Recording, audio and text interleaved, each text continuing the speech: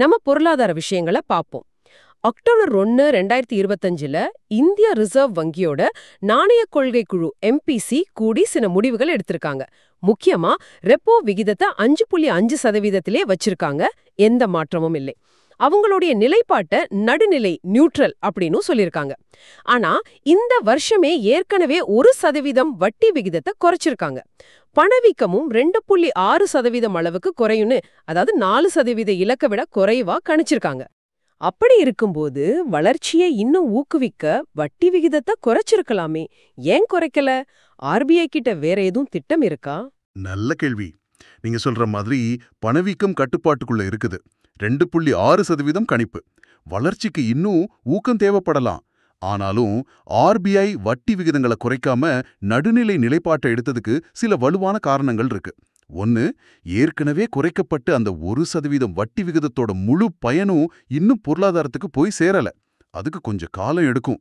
அதோட விளைவுகளை பார்த்துட்டு அடுத்த கட்ட நடவடிக்கை எடுக்கலாம்னு நினைக்கிறாங்க. அதனாலதான் தன்னோட வெடிமருந்து சேமித்து வைத்திருக்குன்னு சொல்றாங்க. ஆமா, அந்த வார்த்தை படிச்சேன். ஆமா, அதாவது எதிர்காலத்துல தேவைப்பட்டா குறைக்கிறதுக்கு வாய்ப்பா வச்சிருக்காங்க. ரெண்டாவது, உள்நாட்டு பொருளாதாரம் சில நல்ல அறிகுறிகளை காட்டுது. GDP வளர்ச்சி கணிப்பை 6.5%லிருந்து 6.8%க்கு உயர்த்தியிருக்காங்க. நுகர்வு நல்லா இருக்கு, முதலீடு அதிகரிக்குது, அரசு செலவு, நல்ல பருவமழை, GST 2.0, கடன் வளர்ச்சி, இதெல்லாம் சாதகமா இருக்கு.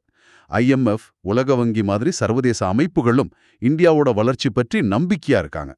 அதே சமயம் உலக அளவுல சில நிச்சயமற்ற தன்மைகள் இருக்கு. இப்போ அமெரிக்காவோட வர்த்தக பிரச்சனை, மற்ற புவிசார் அரசியல் சிக்கல்கள், இதெல்லாத்தையும் கணக்குல எடுத்து ஒரு சமநிலையான காத்திருந்து பார்க்கும் வெயிட் அண்ட் வாட்ச் அணுகுமுறை RBI எடுத்திருக்குன்னு தோணுது.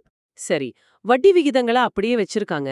ஓகே, ஆனா அதே சமயம் வளர்ச்சியை தூண்ட 22 கட்டமைப்பு நடவடிக்கைகளை அறிவிச்சிருக்காங்கன்னு சொன்னீங்களே, அதுதான் இப்ப முக்கியமா பேசப்படுது போல இருக்கு. அதுல என்னென்ன முக்கிய அம்சங்கள் இருக்கு, கொஞ்சம் விளக்க முடியுமா? ஆமாம், நிச்சயமா.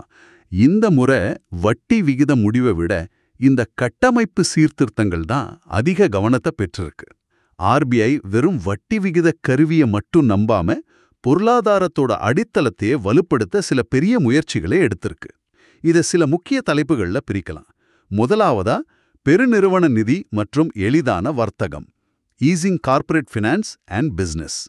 இதுல 2 முக்கிய விஷயம் இருக்கு. ஒன்னு, பெருநிறுவன கையகப்படுத்தல் நிதி, டேக் ஓவர் ஃபினான்சிங். முன்னாடி ஒரு கம்பெனி இன்னொரு கம்பெனியை வாங்குறதுக்கு, அதாவது மர்ஜர்ஸ் அண்ட் அக்விசிஷன்ஸ்க்கு பேங்க் கடன் கொடுக்க தயங்குவாங்க. ஏன்னா அதுல ரிஸ்க் அதிகம்னு நினைச்சாங்க.